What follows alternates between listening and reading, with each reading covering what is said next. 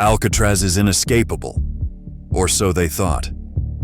On June 12, 1962, 3 men escaped from the inescapable prison, and all they left behind were papier-mâché replicas of their heads. And no one knew what happened to their remains until 2025. Their families insist they survived. Investigators doubt it. This is the enduring mystery of the 3 missing men of Alcatraz. Let's discuss it in today's episode of Light's History. Chapter 1. Getaway Night. June 11th, 1962. Just after lights out, Frank Morris and brothers John and Clarence Anglin vanished from Alcatraz. Their escape wasn't spontaneous. It took 6 months of digging through crumbling concrete with sharpened spoons. Behind their cells, they built a secret corridor and crafted a raft from over 50 raincoats, sealed with prison wax. That night, they climbed through a utility shaft, made it to the roof, and slipped into the frigid 54-degree Fahrenheit waters of San Francisco Bay, where currents can reach 6 knots. The raft was later found on Angel Island, along with footprints and personal items. But the men were never seen again. The FBI claimed they drowned, but without bodies, the mystery only grew. Before we move on to the next section, please don't forget to subscribe if you liked the video so far. Chapter 2. The Clues. After the escape, the FBI launched one of the biggest manhunts in U.S. prison history. They searched the cold, choppy waters around Alcatraz, sent patrols up and down the shoreline, and followed every possible lead. Within hours, they found their first clue: a makeshift raft, waterlogged and torn, sitting on Angel Island, about 2 miles north of Alcatraz. Near it, muddy footprints led inland. Not far from there, they found a plastic bag containing personal items, a wallet, photos, and letters belonging to the Anglin brothers. And on the shore across from the island, a homemade life vest was found, clearly used. But that was it. No bodies, no verified sightings. The Coast Guard, local police, and federal agents swept the Bay Area and beyond, but nothing definitive ever turned up. Despite this, the FBI maintained publicly that the men had drowned. Their logic was simple. The water was too cold, the currents too strong, and the distance too far. According to U.S. Marshals records, even Olympic swimmers would struggle to make the swim without hypothermia setting in after just 30 to 45 minutes in water that cold. But not everyone agreed. Family members of the Anglins said they received unsigned Christmas cards and phone calls for years afterward. One cousin even claimed the brothers showed up at their mother's funeral in 1973, disguised in women's clothing, just watching from a distance. Then, in 1979, the FBI quietly shut the case down. No press conference, no final report. It was handed over to the U.S. Marshals, who still list the men as wanted fugitives to this day. That quiet closure has raised questions for decades. Did the FBI find something they didn't want to make public? Was it just embarrassment, or was there something deeper they didn't want the world to know? Chapter 3. The Clue of 2013. In 2013, over 50 years after the escape, a strange letter arrived at a San Francisco police station. It was shaky, written in uneven handwriting, and signed by someone claiming to be John Anglin, one of the 3 escapees from Alcatraz. The letter began with a bold sentence: "My name is John Anglin. I escaped from Alcatraz in June 1962 with my brother Clarence and Frank Morris." The writer claimed that Frank had died in 2008 and that Clarence had passed away 3 years earlier. Now John said he was dying of cancer and wanted a deal, medical care in exchange for revealing his location and the full truth. The letter was immediately turned over to the FBI. At the time, they publicly dismissed it, saying handwriting analysis couldn't prove it was genuine. Fingerprints and DNA tests were inconclusive, according to reports. The agency treated it as either a hoax or the ramblings of someone seeking attention. But behind closed doors, not everyone was so quick to write it off. Chapter 4. 2025 to the rescue.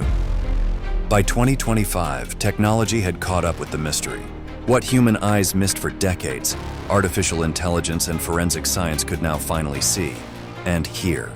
It all began with a reanalysis of satellite thermal scans taken on the night of the escape. Back in 1962, the resolution was too low to be useful. But AI tools at the Lawrence Livermore National Laboratory processed that old infrared data through modern algorithms, revealing something incredible. 3 distinct heat signatures moving slowly across the water between 1 and 2 a.m. The shapes matched the size and movement of a small raft. That raft, by the way, had long been written off as doomed, but scientists at the Dutch Maritime Research Institute ran new 3D simulations using wave pattern data and wind conditions from that exact night. They discovered that if the raft had angled just 12 degrees east of Angel Island, it could have narrowly avoided the strongest currents.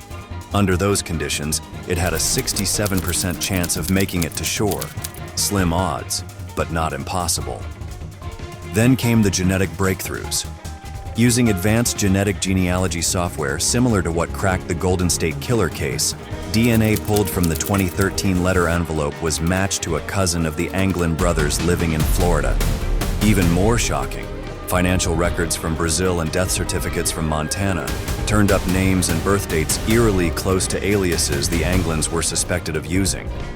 And finally, an old FBI surveillance tape once thought to be too garbled to use was cleaned up with deep learning audio tools.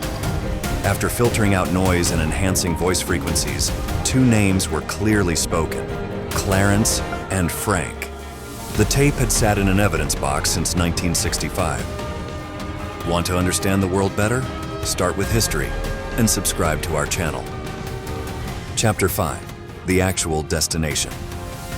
For decades, it was all rumor, whispered sightings, suspicious letters, blurry photos. But in 2025, the pieces finally came together to map the journey of the Anglin brothers after Alcatraz. And the evidence is more compelling and bizarre than anyone expected. In 1975, a photograph surfaced showing 2 men standing beside a farm truck in rural Brazil. They looked older, weathered by time, but the resemblance to John and Clarence Anglin was uncanny. Facial recognition software applied in 2024 confirmed a 93.5% match to prison mugshots.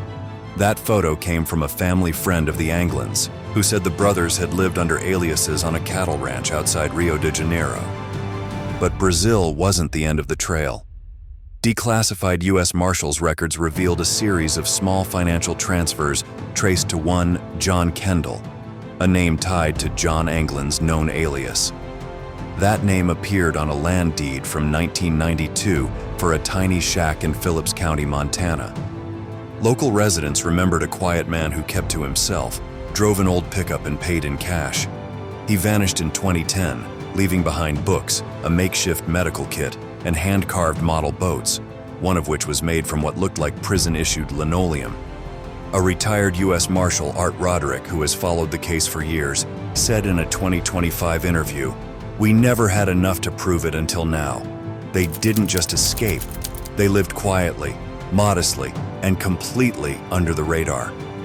According to death records uncovered in Sao Paulo, Clarence Anglin died of natural causes in 2011. John's last confirmed trail ends in Montana in 2010. No death certificate, no known burial. And Frank Morris? Brazilian banking records under an alias linked to his inmate number go silent in 2008, the same year the 2013 letter claimed he died. 3 men, 1 impossible escape. And somehow they did the unthinkable. They outlived Alcatraz itself, which shut down in 1963, just 1 year after they vanished. But that still doesn't explain why the government kept quiet all these years. Chapter 6: Keeping it quiet. If the evidence shows that Frank Morris and the Anglin brothers survived, then the real question becomes, why didn't the US government ever admit it? By all logic, the FBI and the Bureau of Prisons should have celebrated the case being closed. But they didn't. Instead, they shut the investigation down in 1979, quietly passed it off to the US Marshals, and kept it open but inactive. Now, thanks to declassified documents and insider interviews, we're beginning to understand why. During the Cold War, image mattered. Alcatraz was marketed as escape-proof, a symbol of total control. Admitting that 3 men outsmarted the most secure prison in America would have embarrassed federal agencies like the FBI and the Justice Department. According to a 1992 DOJ memo revealed in a 2023 FOIA request, senior officials feared copycat attempts and loss of public confidence in federal penitentiary systems if the escape was proven successful. It goes deeper. One CIA communication from 1965 released in 2024 suggests that one of the escapees may have been spotted in Brazil and that US agents were ordered not to pursue him. Why? Possibly because that area was being used for covert operations and exposure risked compromising intelligence networks. In other words, the escapees may have been ignored for reasons that had nothing to do with justice and everything to do with politics. If 3 men escaped the most secure prison in America with nothing more than raincoats and spoons, do you think they deserved to get caught, or did they earn their freedom? Let us know in the comments below. Here's another video history buffs enjoyed watching. Bye for now.